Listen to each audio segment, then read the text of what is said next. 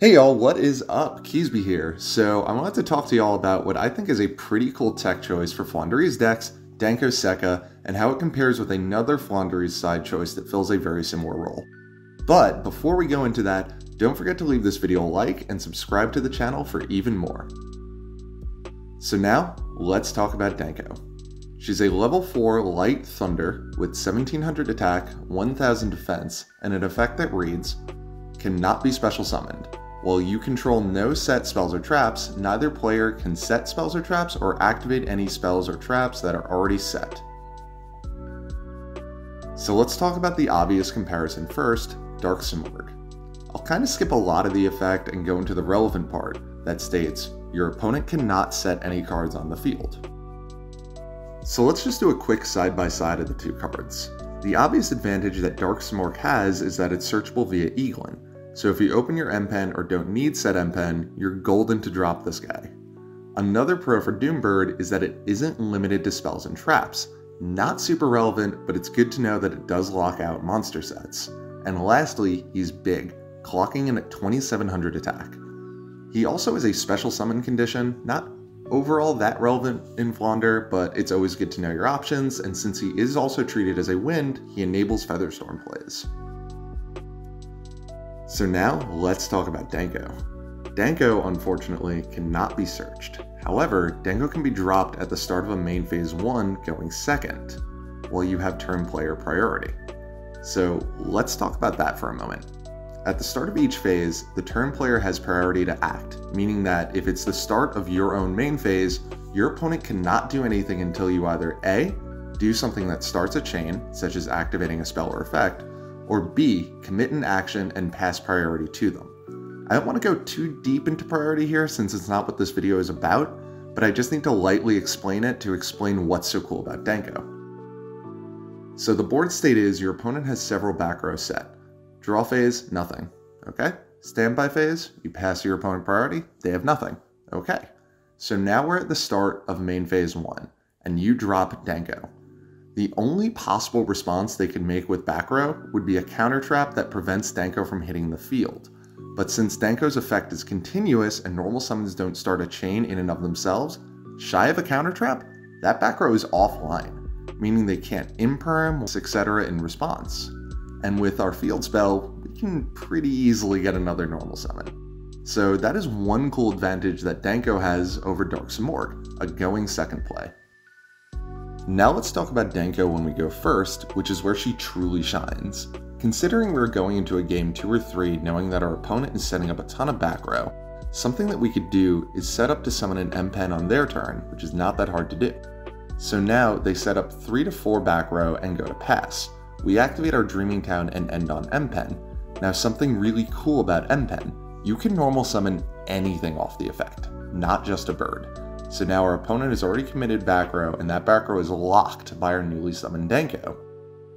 So really, the comparison becomes that Dark Simorgh, while more accessible in the deck, is a tool that has to be used proactively, opening it up to more possible counterplay. So let's get 2 going first scenarios. The first is we end our turn 1 on a Dark Simorgh. While the opponent now goes into their turn unable to set, nothing is stopping them from clearing or negating our Dark Simorgh first and then setting, unless we commit additional resources to protecting it, which granted can be turn ending for some decks, but still it's something to be aware of. The other scenario is we go first and cannot establish Dark Simorgh until our opponent's turn via Dreaming Town. Keep in mind that Dreaming Town can only be activated in the main phase, and due to turn player priority, our opponent will have the chance to set at least 1 back row potentially before we can attempt to activate our Dreaming Town and get Dark Simorgh on the field. I know this doesn't sound like a huge deal, but we're just highlighting different scenarios right now. Also, nothing is preventing them from activating the set card down the line. Traditionally, Dark Simorgh was used in combination with Anti-Spell Fragrance to create a lock in which your opponent couldn't set cards, but spells had to be set before activating, essentially preventing your opponent from using spells at the cost of having to set your own first for a turn. Unfortunately, this still leaves our Doombird open to imperm and hinges on an unsearchable trap. Now let's talk about Danko.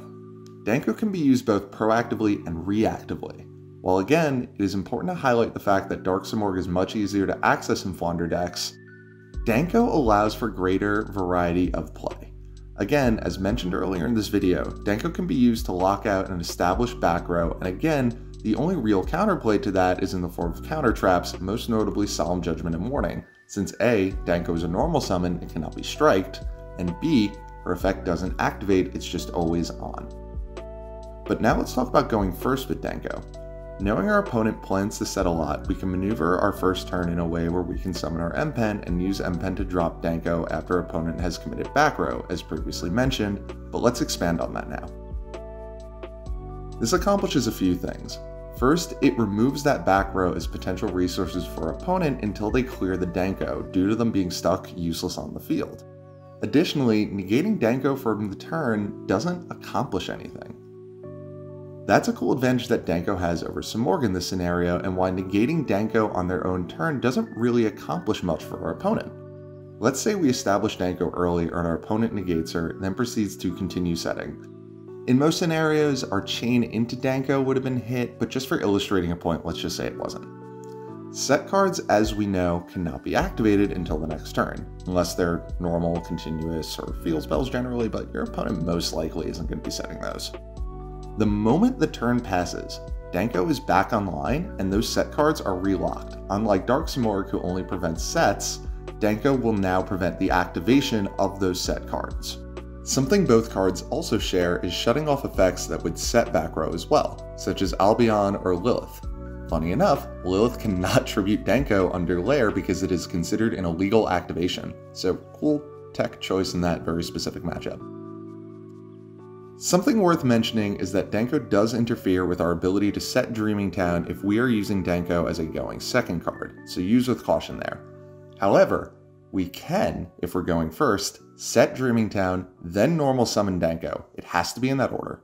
Now, because we have a set card, her effect is offline, but the moment we flip our Dreaming Town, we no longer have anything set, but her effect is now live, so we can combo off with the knowledge that we can play a turn on our opponent's turn, and their back row is offline.